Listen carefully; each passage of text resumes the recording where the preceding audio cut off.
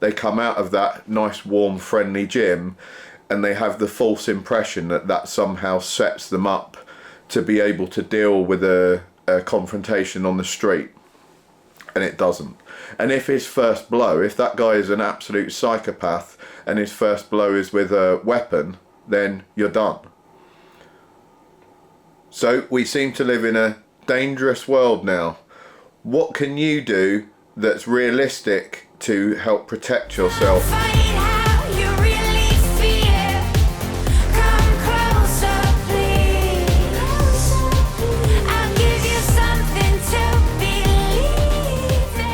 So a lot of people have been asking after I did the security videos, have I got any advice about self-defense? And yes, I have. It's probably not going to be the advice that most people are going to expect, but I thought I would throw it out there because people might find it useful.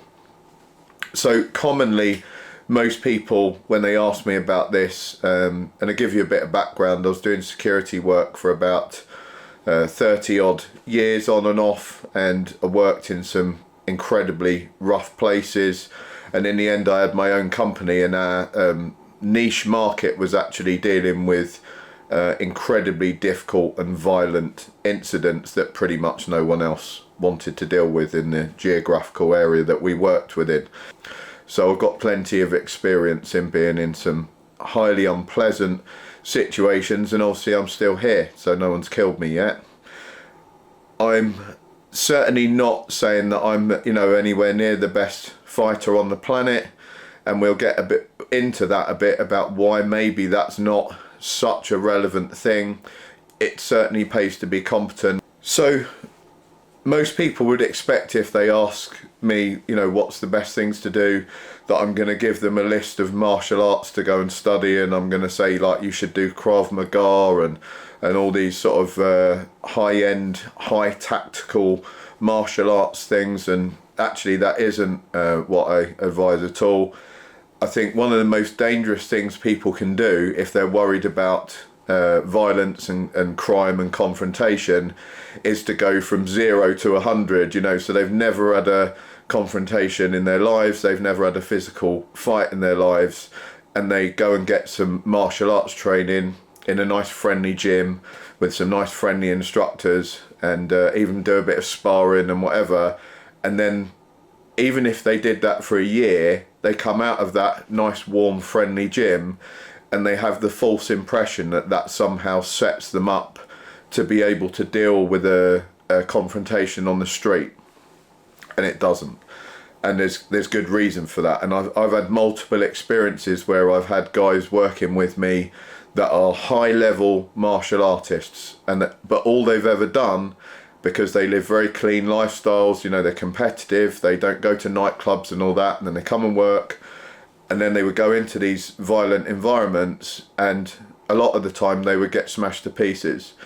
And it was because they just weren't ready for the tricks, the strategies, the deceptions, and the sheer level of violence and how quickly that escalates in these street situations. So I'll be real with you, if someone really wants to do you harm, they're a small percentage of people.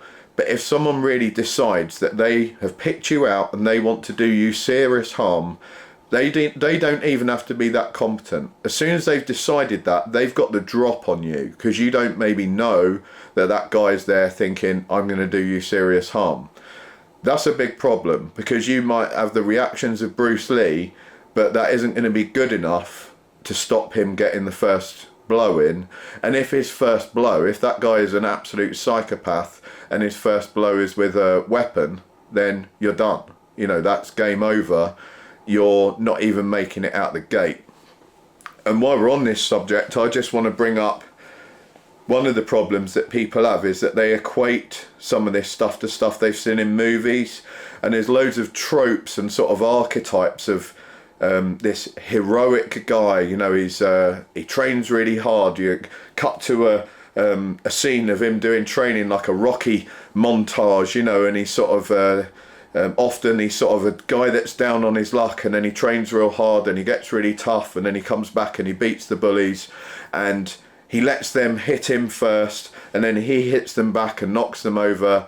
And we get taught that there's this kind of heroic way of dealing with violent confrontations. That stuff will get you killed real quick, or at the very least it'll get you beaten up bad, because actual predators, if you let them hit you first and then you think that you're going to avenge that afterwards, and that's going to give you some sort of moral high ground over them, you're going to find that you maybe don't get the opportunity to strike them back, because they might hit you so hard that you get knocked out.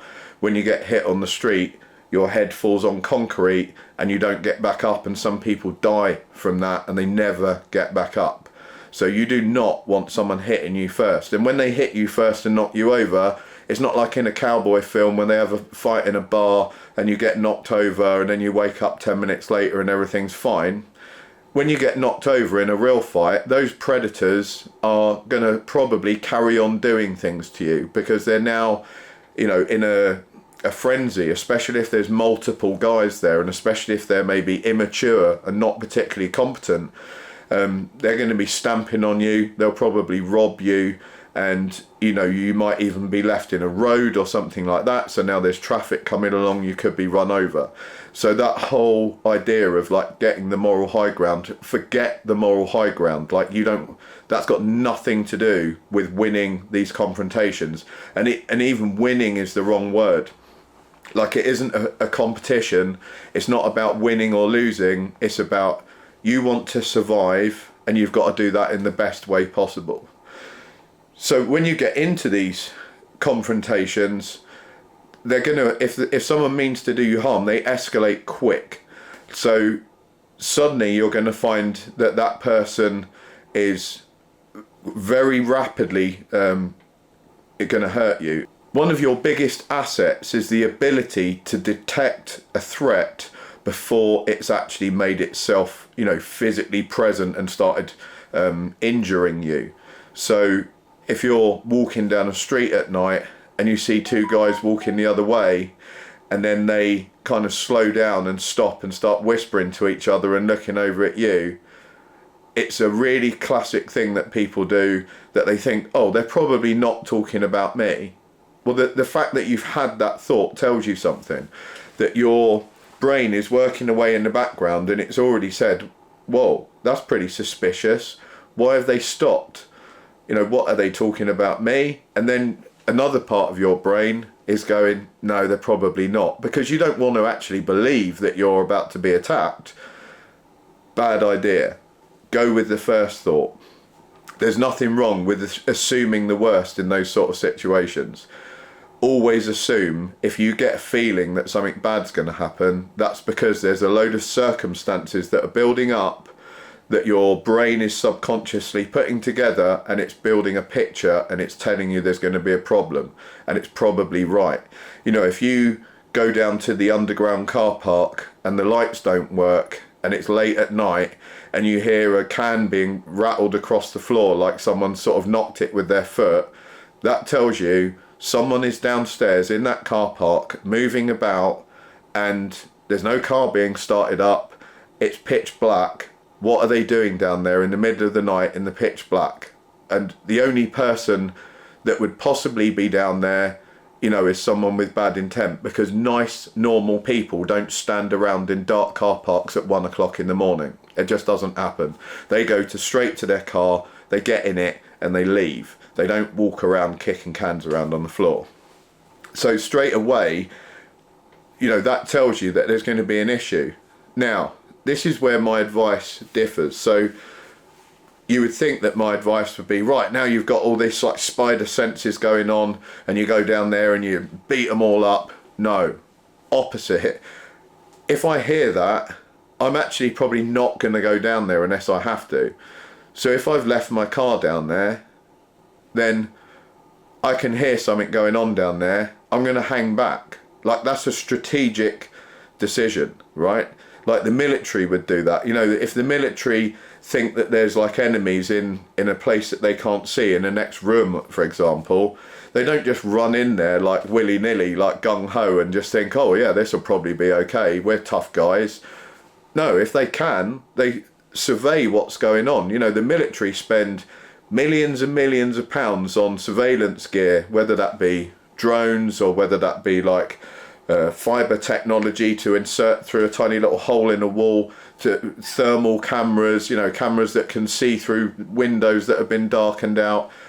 All that stuff they develop so they can actually understand what a possible predator is doing, so that they can go in there forewarned is forearmed. And I would take exactly the same stance. I'm not going to just rush into a situation that my subconscious is telling me could be an unpleasant situation. If I can, so let's say I'm out with some guys and that happens, I'm going to ring those guys back and just say, listen guys, sounds a bit silly, but I've gone to get my car, all the lights are out, and it sounds like there's a couple of dudes down there, and I think it would be sensible, you know, if we all went down there together, and then I get my car out, I'll pick you guys up and drive you back to yours. People don't do that because they think it makes them look like pussies. But if you're a competent and confident person, you don't care how it makes you look, right? And if your friends are good friends, they're not going to be judging you for that. I would, every day of the week, if my mate rang me and asked me to help him like that, I would absolutely help him, and I would not think any less of him. I'd think, this is a switched on guy, right? You know, he knows what he's talking about. And the kind of guy that just blusters down there and sort of doesn't think about it. I'm not victim blaming, but he hasn't made the best of moves, you know, and if he knew that there was something afoot and he's just wandered into it, then that's not the greatest decision that guy's ever made. I would thoroughly recommend a book by a guy called Gavin De Becker, and I'll leave a link down below. It's called The Gift of Fear. I read it when I was about 13 years old, actually. It's one of the books, I think the FBI use it for training new candidates, and it's used by many law enforcement agencies and special ops agencies and surveillance teams and stuff like this. But it looks at a lot of the statistics of people that do get attacked in situations. It especially looks at females that get attacked, and you know, what steps that they can take to avoid that from happening. And I know there's been a lot of campaigns of like, we shouldn't change anything, you know, guys should just change what they do. The problem with that attitude is that there's a tiny subsection of absolute psychopaths out there, and it doesn't matter how many marches and protests that you go on, and it doesn't matter how many of us guys don't like their behaviour. Like 99% of every human being on the planet doesn't like their behaviour, and we would all happily you know, go against them and say that's terrible, and there's already laws to stop them, but there's a small subsection of psychopaths that will do that anyway. So the only thing that you can do to guard against that is to take some sensible steps to make sure that you're not one of their victims. And you know, funnily enough, guys actually have a much higher chance of being violently attacked on the street than girls do. Girls, it's more likely to be a sexualized type of attack. For guys, it's likely to be just straight violence, but neither is a good thing. And we have, statistically, it's significantly more guys that are getting attacked than girls. And that tends to be because of this sort of male dominance hierarchy that plays out when the young lads are all full of testosterone, and they sort of form up into groups, and it becomes a bit sort of gang motivated tribal mentality, and they all end up fighting each other, often over girls, funnily enough. So listen to your subconscious and don't be afraid to act on that. If you think that something seems off whack and it's a bit out, follow it up. Really listen to that. You know, leave the car there. If you haven't got any friends, ring a taxi. I would rather pay £15 and get in a taxi and go home that way than I would, you know, get beaten to death, you know, if those are my two options. And even if, you know, there was nothing down there, even if it was like a rogue dog running around down there and it kicked a can, So what? I've lost 15 quid. It's not the worst deal in the world. Nothing's worth, you know, like taking risks like that. And the same thing, think about the sort of situations you're putting yourself in. You know, I used to get attacked a lot, and now I haven't been attacked in over 10 years. Actually, I've been attacked once. So that's down from, I used to get attacked about once a week, and now I've been attacked once in 10 years. So why is that? Well, there's the context of your situation. I don't go to nightclubs. I don't hang around in the streets with a bunch of drunk people, and I don't stand around drinking. So if you're not in that context, you're probably not going to find that those predators are looking for you, because, you know, they're in context. You know, they generally aren't hiding behind bushes waiting for unsuspecting victims. That does happen very occasionally, but the reason it makes a big news story is because it's incredibly rare. That most attacks, most violent attacks, are people that know each other, or they're people that are all out, you know, and there's alcohol involved, and they're at some kind of function, nightclub, party, whatever, a bar, and things get out of hand. That's the most common. And then you've got your street robberies and stuff like that. So again, you can take responsibility to a certain degree for that. You know, would I walk down a street with my expensive phone out, and I'm talking away on this expensive phone, and I've got a really expensive watch on, and some guy comes up and he says, "Hey man, what's the time?" And I notice there's a couple of his mates sort of lurking around behind me. It doesn't take a brain of Britain to work out what's going on there. Don't walk up the street on your phone. Bad idea. Don't have anything in your hands when you're walking around. Go to places and keep looking in front of you. Be aware of what's behind you, and you'll find that that is one of your biggest assets. That if you see up ahead that there's this sort of group of guys that's kind of loitering around, and you get a feeling for people, right? You get a feeling, do those guys, you know, when you see a group of guys that are all at college and they're doing really well and they're like studying psychology, when you see them, even at a distance, you get a kind of feeling about them. When you see a bunch of guys that are unemployed, they're hanging around the street corners and they're probably doing petty crime, generally speaking, you get a feeling about them. Now, it's kind of making a judgment, but one of the things that we have to do is make judgments about people in life. And that's not trendy, and everyone says, "Oh no, that's mean." Well, it's better to maybe upset someone's feelings slightly than risk being killed. You know, if that's your two options. I had to make snap judgments all the time. That was my job, and I had to look at people and assess and make a generalization. Do I think that guy is a danger? Do I think that group of guys is a danger? And if I did, they wouldn't come in. It was simple as that. Is that fair? No. Did that save lots of people from getting really badly hurt? Yes. So on the big scale of things, oh no, a couple of people got their feelings slightly hurt and had to go to a different place. Oh, but loads of people didn't get like stabbed and killed. So on balance, that's a pretty good thing to do. I think we could all agree on that. It's a shame when it happens to you, but to be fair, it's happened to me. You know, I've gone in places, I've got a shaved head, and I've turned up with another couple of guys and we've all got shaved heads, and people have said, "Sorry guys, you're not coming in." They've made a snap judgment about us. Fair enough. And I don't blame them. Sometimes I've said, "I understand guys." We have a little chat and I say, "Hey, I used to work this job and I've done a bit of this." And generally speaking, after they spoke to me for about 10 minutes, they say, "Oh, you know what, mate, you seem really sound. Sorry about that. You can actually come in." So you can reverse it if that's happening to you. You're never going to reverse it by being abusive. So if someone stops you from going in somewhere and then you just start screaming abuse at them, that's not going to change their mind. That's going to make it obvious that you were definitely someone that they didn't want in. And that's what would happen to me most of the time. A few times, you know, I did find that people would chat to me and I would back down and let them in, because it wasn't my ego. I was just trying to keep people safe. You know, people think all security staff are like working on some ego. There are a few of those guys out there, but the main thing I didn't want to do is to let people in that were going to start a big problem, put my safety at risk, put everyone else's safety at risk. So take personal responsibility for this stuff. Once you've got all that down and you kind of understand the game a little bit, that's when you might think about doing some physical activity. So go to the gym, have a good diet, get yourself strong. Being physically strong and capable is important. Be able to run so that you can run away from people, because that's one of your biggest assets.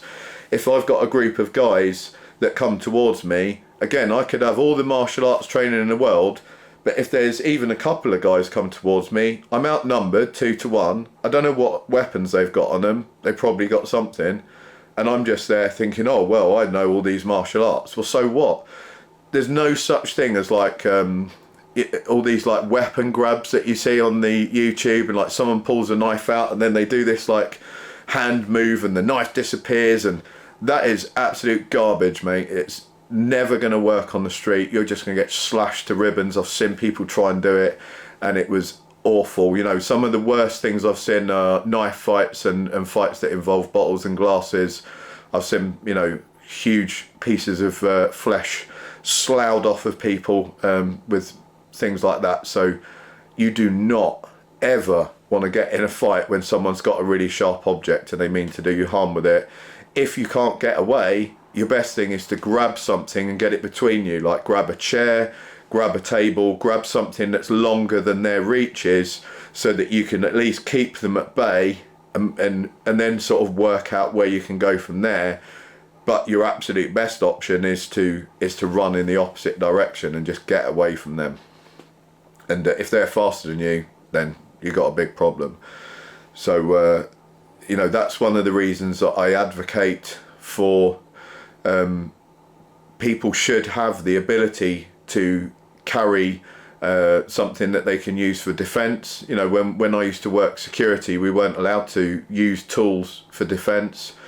Sometimes you could use things that came to hand that happened to be sat around, because that is classed as, you know, reasonable self-defense. But I couldn't, for example, carry a can of pepper spray, whereas if I was in a lot of other countries, I could. And it seems unreasonable to me that the criminals clearly don't follow the law. So we've got knife laws in this country. Criminals don't follow those. That's obvious. They just carry knives anyway. Criminals carry guns anyway. They don't care that guns are, you know, the only people that care about knife laws and gun laws are people like me and you that are law abiding, and it just strips us of our ability to defend ourselves. So now we're walking around and we've got nothing, and there's a bunch of predators out there with weapons. So that is a big problem. And this fallacy that, oh, well, that's why we've got the police force. You know, I often hear that line, well, no one needs weapons, you just should ring the police. Look, I've been involved in hundreds of confrontations, and what I can tell you is the police turn up afterwards and they're really good at taking statements, and they are excellent at you know, going around and knocking on some doors the next day and finding out who did that, you know. But it's too late then, because you're lying there on the floor with all your bits hanging out. So that's not going to help you. You know, if you've been punched and whacked your head on the floor and you're now dead, the police arresting that guy in a week's time around at his mum's house isn't of any benefit to you. And it probably is a pretty cold comfort to your family as well. So you have to take responsibility. Don't think that it's the police's responsibility to protect you. They are a reactive organisation. It's not their fault. They can't be everywhere at once, because otherwise there would have to be a policeman standing on every single corner of every street, and it's just not physically possible. They do drive around and they make an effort to be seen, but you know, those guys have had their funding cut massively in multiple countries, the UK especially. So I really don't blame them for the fact that we don't see them that often. And even if they could, you know, the chances that they would be driving by just at the point when some predator happened to be attacking you are minuscule. So you need to learn this stuff yourself. You need to take responsibility for this stuff yourself. I'm sorry this is going on a long time. You know, it's probably boring the hell out of some of you, but it's an important subject, so I'm rattling on. Once you've got all this down, this is about the time when I would say, then you maybe, once you've got your body strong, you can run pretty well, you've got all that understanding about listening to your, you know, your subconscious and having some risk awareness. At that point, it would be sensible to maybe train in some actual fighting techniques, learn how to kick, learn how to punch, and don't forget this stuff escalates quick. So I wouldn't be going to learn, you know, like really hardcore competitive technical fighting. I would be going to learn quick and dirty techniques, and the sporting techniques often are not that useful. If you're a really high level BJJ guy, like super high level, yeah, sure, you can probably do that. And there's guys that are fighting competitively all the time, high, like UFC guys, they'd be great in a street fight because they have so many fights. But if you have, like, you know, 4 inter club fights a year or whatever, and you do a bit of BJJ on a Sunday, that's not going to really help you on the street. You just need to know how to hit someone really hard and get away. And you need to understand that that must be combined with psychological techniques like deception. So deception is an absolutely excellent technique. And again, it's something that is looked down upon because people think that it isn't like a manly thing to do and it's a coward's way. All of my fights were dealt with deception. So I would feign disinterest maybe, or I would feign weakness. So a guy would sort of come up and he would start pushing me about, you know, to start a fight, and I would certainly not sort of puff out and rear myself up to him like you see in the classic fight. You know, one guy rears up, the other one rears up, now they're both sort of having this altercation.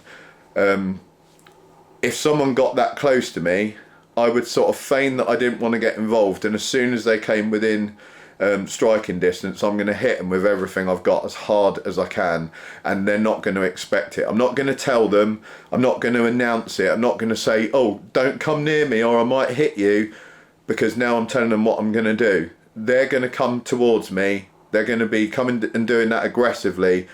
I'm going to hit them as hard as I can, and I'm not only that, I'm going to hit them repeatedly, because I don't want them to get back up and become a problem. And like, that's another cowboy film thing, that people think that you just punch someone in the face once and they fall on the floor and they never get back up. Wrong. Most of the time, you know, punching someone in the face once isn't going to do that much. You have to hit them pretty hard in the right place on the jaw to actually drop them. So I would probably grab them normally and then repeatedly hit them until they were done. And that's a horrible thing to do to someone, but this guy's going to try and hurt me, so that's what I'm going to do. I'm not going to mess about. If he's got multiple people with him, that's a problem, because as soon as I grab him and start hitting him, his mates are going to all pile in. So what am I going to do then? Well, I've still got to defend myself. He's going to come at me. I'm going to do exactly the same thing. I'm going to hit him as hard as I possibly can, and if he's got a couple of mates with him, I might think about hitting 1 or 2 of them, or the best preference is I'm going to run. I'm going to hit him really hard. I'm going to get out of the situation if I can. That's not always possible, but I want to do the maximum amount of damage without getting damaged myself, and I want to escalate that as quickly as possible, and I can do that by being deceptive. Like, if someone's threatening me, I can plead with them. I can say, oh, please mate, don't, I'm just doing my job, you know, or I'm a tourist, I didn't mean, you know, I wandered down the wrong street. You act like you're not gonna put any fight into the situation, and then they now have gained some false confidence. As soon as they come in, I'm gonna have them. And if I was a female in that situation, I would exactly the same thing. I would feign that I was really scared, because you probably are really scared anyway. Like, I get scared, you know, if someone's attacking me. It's common for anyone, but really make a meal out of that. I would act a bit submissive, and as soon as that guy was in contact and I could grab him, I would be doing something to him. If I was physically weaker, I would utilise anything I could to put as much damage on him as possible. So graphic as hell, probably get demonetized. If I was a female, I would be biting a chunk out of that guy's throat. I would be using my nails to claw him as hard as I possibly could in his eyes and literally try and rake his eyeballs out of his head. I would be biting lumps off his ear, just, you know, your teeth, nails, because if you're weighing like 50 kilos, you're not going to be able to impart enough energy with your fist or even with your knees or anything. I've been hit by girls that have done martial arts for years, and you know, they're like 50-60 kilo girls that they can hit and kick me all day long, and then as soon as I flick that switch I can drop them. And that's just because they don't have enough physical power to actually put enough energy into my body to drop me. But if that girl kicks me in between her legs really hard, or grabs me in between the legs really hard, so that could be a good move. It's like if some predator was kind of trying to play that game with you and you pretended like, oh okay, I'll go along with it, and then you could grab him there and literally try and pull his bits off and twist them around and pull them off as hard as you can, or bite that area. You know, if that was a situation and you had that opportunity, bite on the inner leg, you know, that is savage painful. And I'm not just talking about nipping someone, I'm like, bite a lump out, bite the throat. It's brutal, but this is the difference between you ending up in a ditch and not going home at night, or you getting home at night. So I'm being realistic. I'm not making any money out of this. I don't get anything for it. It's probably going to get demonetized, but it's important for us to understand the reality of how to deal with these sort of situations. You're not going to do it playing the hero and watching, you know, films and going to a self-defense class for a week and then learning how to do punching like a boxer. Forget it. It's a false economy, and it's actually going to put you in a massively dangerous situation, because you're going to get some confidence in your ability. You're going to go out, and when it gets tested, it's not going to work. So I don't want to scare people, but start getting your head around the fact that you're going to have to be a lot more brutal than probably you're thinking you are. Carry some things with you that are common things that you use that could be used in that situation. So if I was female, I would be carrying a comb with a pretty sharp piece on the handle, and you're not carrying it around for that, because that would be illegal. You're carrying it around because it's a comb and you use a comb, but it would be a shame if you had to extract that and use that against a predator. But there we go, it needs must. The other thing I would say over and above all this that you can get confidence out of is an understanding of the law, because a lot of people don't react when they're being attacked or they're a victim of crime, because they don't actually understand the law and what it allows them to do. So having that understanding gives me ultimate confidence in doing exactly the things I've described. So if someone comes into my space, I can make a preemptive strike, as long as I feel that I can. If I was in court, I can talk to a jury and say to them, listen, this is the context of the situation I was in. This is why I felt afraid for my life. And the law, the self-defense law, is based around you feeling afraid for your life. That's all you need to prove. It doesn't mean that anyone else needs to prove anything. You need to get a jury to believe that you would reasonably feel afraid in that situation. And to give you a bit of an example on that, there was a case of a well-known criminal killed a police officer. The police were surveilling in his back garden, and I think they didn't have permission, don't quote me on that, but I think they were kind of doing a covert surveillance without anyone's knowledge. They were dressed in black. It was the middle of the night. He sees something move out in the back garden. He's a known criminal. He goes out into the garden with a kitchen knife that he's picked up off the side. He stabs one of these police officers and kills him. He actually got away with that in court because his barrister took the jury to that back garden in the middle of the night and actually had someone, an actor in the bushes, jump out of the bushes, and it scared the hell out of all these jury members that were being walked around. And they were asked to consider that and say, well, if that was your garden in the night, did you feel afraid for your life?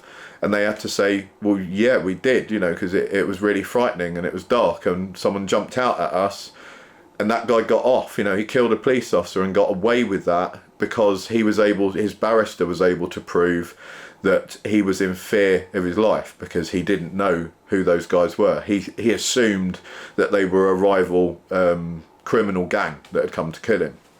And I use that as an illustration because I want you guys to understand that having an understanding of that kind of thing is vital to your ability to confidently use certain techniques to defend yourself. Most people don't know that you've got the ability to, in the UK, defend yourself in your home with an overzealous application of force if necessary. So there's part of the self-defense laws talks about people coming over the threshold of your home. Normally you would be expected to use reasonable force, but you can actually apply more than reasonable force if it can be shown that that person's coming over your threshold, that you have tried to stop them and that they're coming over the threshold to try and, or you feel that they're coming over the threshold to do you or your family harm. So that would be a situation, you know, where you could really defend yourself without worrying too much about exactly what you're doing, because I've seen this happen, you know, with guys in security situations, that they failed to defend themselves properly because they are so worried about the techniques that they're trying to apply and how those techniques will be perceived. I know a lot of them got taught that you use something called C hands, where they would sort of use these C-shaped hands to fend people off, and it was ridiculous. It didn't work, you know, and I would just be hitting people and the guys would say to me, well, that's not what we got taught, that's against regulation. And I said, well, I don't care what the regulation is, I don't care what the employer says, I've got a human right to defend myself with, you know, the law in the UK, the same as most other countries. You know, a lot of countries are using very similar laws, and frankly, I don't care about any of that other stuff. I care about what's the law in the country that you're in, and then I'm going to step right up to that line where that law is, not over it, but I'm going to step right up to it because that's my right. So you really need to learn the context of that, where that line is in the law, and the police don't like it because, you know, I used to get endless grief over that from them, and they would always try and frame it and say that I'd gone over the top, but actually I'd gone right up to the point of my rights in law. So it's vital that you gain an understanding of that. You can easily find that information out online. I'll try and put some links down below, and there's plenty of YouTube stuff out there about it as well. So look, mega long one, guys. I'm sorry if you've made it till the end. Well done. I'm hoping that that is good information for people that are taking this stuff seriously.